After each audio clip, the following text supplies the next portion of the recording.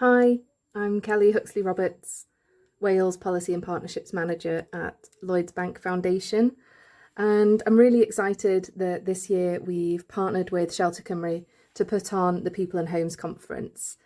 We've chosen to sponsor it this year first and foremost because we believe that everybody in Wales deserves to have a good home. And for over 40 years now, the foundation has funded hundreds of charities all across Wales, and around half of our charity partners in any given year will directly or indirectly support people affected by the housing and homelessness crises.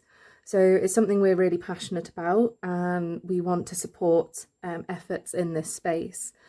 So as partners, we're particularly aligned because we believe that by working together across sectors, collaboratively, and pooling our knowledge and resources, we'll stand a much better chance of ending these crises.